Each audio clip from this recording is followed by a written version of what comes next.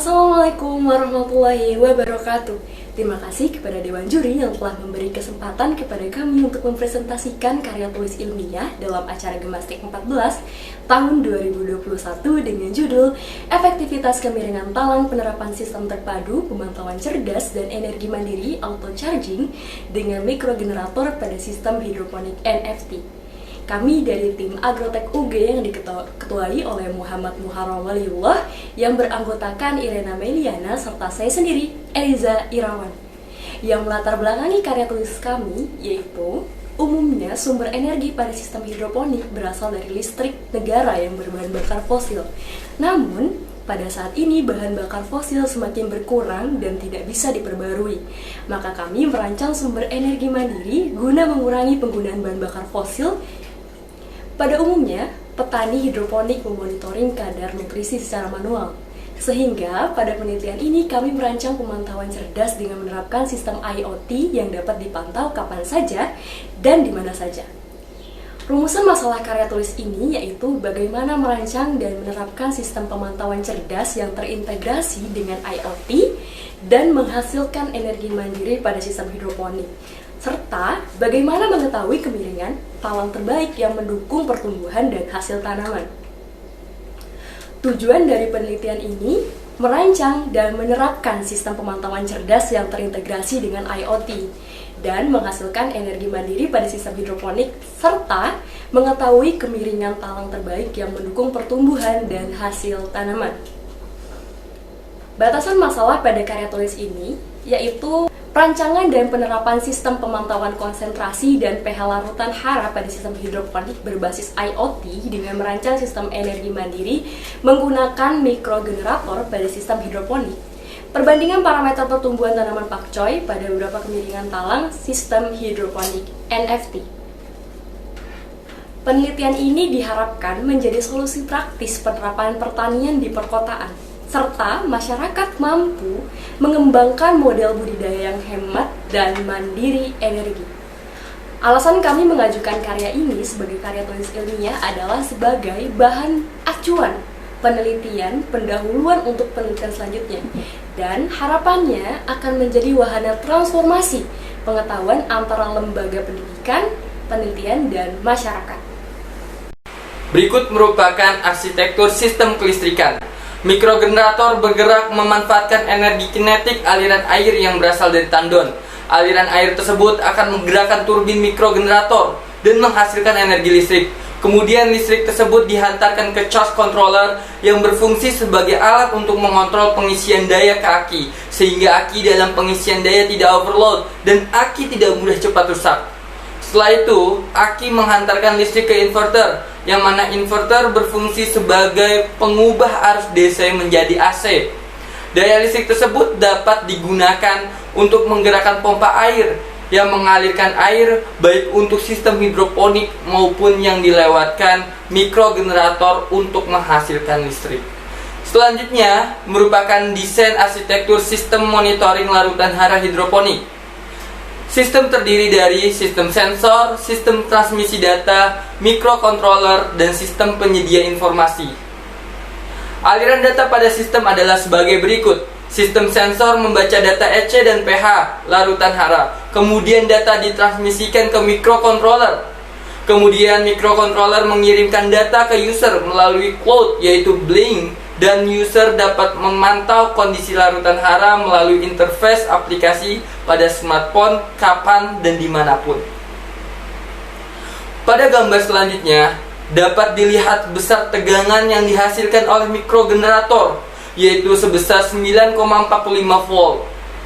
Dan pada gambar satunya merupakan tampilan charge controller yang sedang mengisi daya ke aki.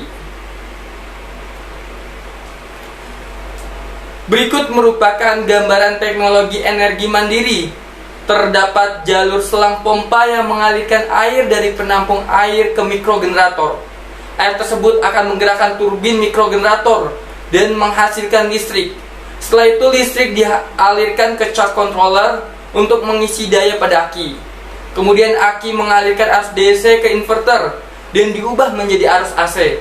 Energi listrik yang dihasilkan tersebut dapat digunakan untuk menggerakkan pompa air untuk disirkulasikan lagi. Pada gambar di sampingnya merupakan gambar interface aplikasi Blink yang akan digunakan sebagai penampil data yang dibaca dari sensor-sensor. Gambar berikut merupakan tampilan user interface aplikasi Blink yang menampilkan data ppm, yaitu kadar nutrisi dalam larutan hidroponik serta kadar pH dalam larutan air. Selanjutnya merupakan kondisi umum rancangan percobaan. Pada rancangan ini terdapat 3 perlakuan. Masing-masing perlakuan memiliki 3 ulangan, yaitu 3%, 5%, dan 7%. Berikut merupakan gambar persemaian benih pakcoy dan gambar mengenai perlakuan kemiringan talang. Grafik pertumbuhan tinggi tanaman pakcoy terlihat bahwa pertumbuhan tinggi tanaman selama 4 minggu setelah tanam pada perlakuan 5% signifikan lebih tinggi dibandingkan dengan perlakuan lainnya.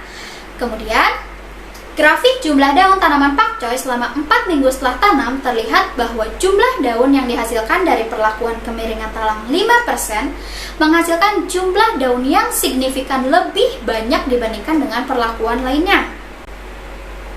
Ini merupakan data pengukuran lebar daun selama 4 minggu setelah tanam.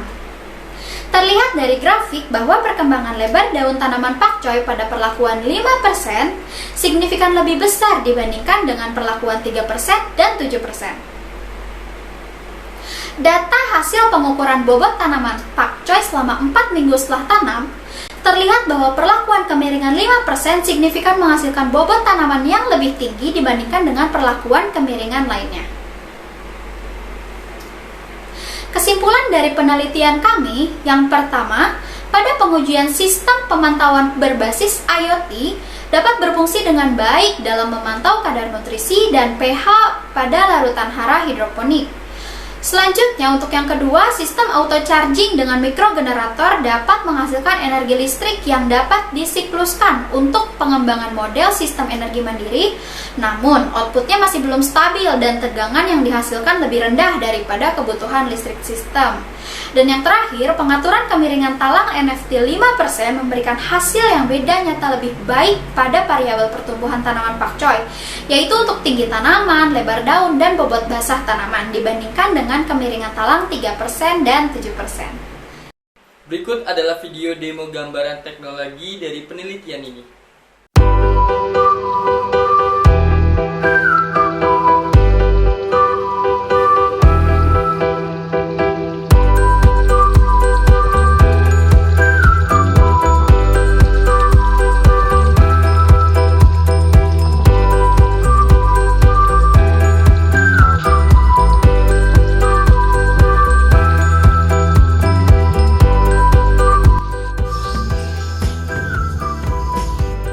Kita nyalakan dan volt yang kita dapatkan ialah 12 volt di awal dan terus-menerus menurun sedikit demi sedikit.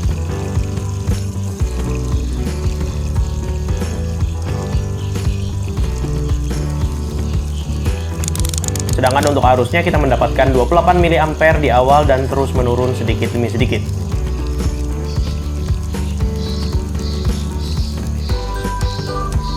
Selanjutnya kita hubungkan plus minus pada USB modul untuk menyalakan mini LED 5 volt.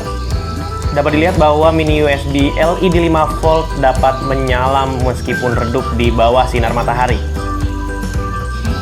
Setelah itu kita ukur lagi tegangannya dan kita dapatkan tegangan terendah 9 volt dengan arus 23 mA. Pada dasarnya konstruksi mikrohidro ini sangatlah mirip dengan meteran air dengan turbin sebagai komponen utamanya. Hanya saja perbedaannya turbin digunakan untuk mengukur debit air sedangkan mikrohidro untuk memutar generator. Dapat dilihat aliran air seperti inilah yang menghasilkan 12 volt. Makan durian di warung bakmi. Sekian presentasi dari kami. Terima kasih. Wassalamualaikum warahmatullahi wabarakatuh.